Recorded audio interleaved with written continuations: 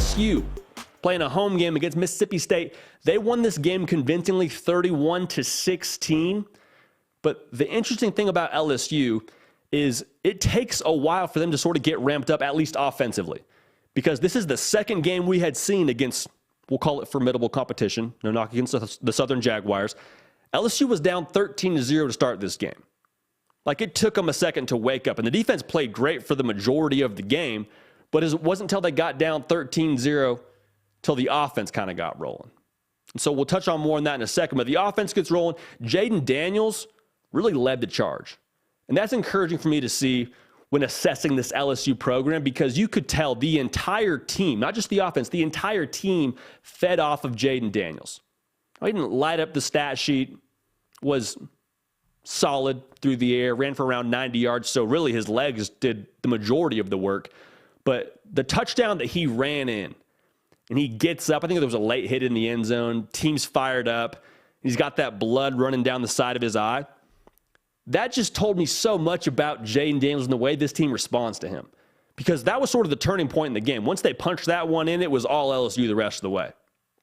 And like I said, the defense held it down, but when the offense started to get that sense of urgency, when it was like, okay, it's time to play now, that's when LSU is going to be a problem for you.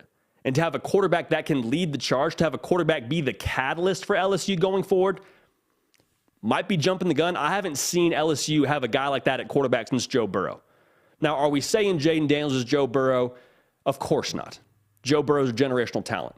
But to have somebody that you feed off of at quarterback, to be the guy that puts the foot on the gas and forces the issue for your program, can flip the on switch for your program, that's a big deal. That's an enormous luxury for Brian Kelly and company to have. Now, the defense, to talk about it again, they had 4 sacks, 8 tackles for a loss. They were flying all over the place. And that was critical, because Mississippi State, with as potent as they are offensively, if LSU hadn't made them as uncomfortable as they did in the early going, winning the line of scrimmage, wearing on them kind of late into the third and fourth quarter, game could have gotten out of hand, because they had to wait on the offense. The offense took a second, like I said, to get going. So for the defense to start the game hot, play the way they did, if they can have that sort of approach the rest of the way with Matt House calling the defense, LSU is going to be able to, similar to Penn State, I don't know if they're probably not winning the SEC with all the things that they're still developing there, but they're going to make it a game for whoever they have across from them with that formula. So let's zoom out a little bit here, talking about LSU. It can't be a thing where you have to rely on the external circumstances to get you going. The Alabamas, the Georgias, the Ohio States, they don't need another logo across from them. They don't need to see something different on the scoreboard for them to say, okay, it's time to play now. And this is going to be a thing that happens with time, but that's one thing that we've routinely seen now from LSU. Routine in the sense we've seen it twice in 3 games, so you be the judge of that. But it happened against Florida State, where it took the last drive to have a chance to force overtime, obviously get that extra point blocked, go down 13-0 against Mississippi State, and then you start playing hard. That can't be the case for LSU going forward. They got it under the hood. They got a lot of guys. It's no secret. Nobody's doubting that they don't have the guys at LSU. I mean, Kayshon Boutte, we haven't even talked about him that much this year. Probably one of the best receivers in the country from an ability standpoint. It can't take the external to get this program's engine revved up. It has to be from the jump.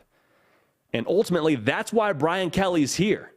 Brian Kelly's here to fix the approach at LSU. He's here to fix what's going on behind closed doors at LSU. He's here to get this thing headed the right direction.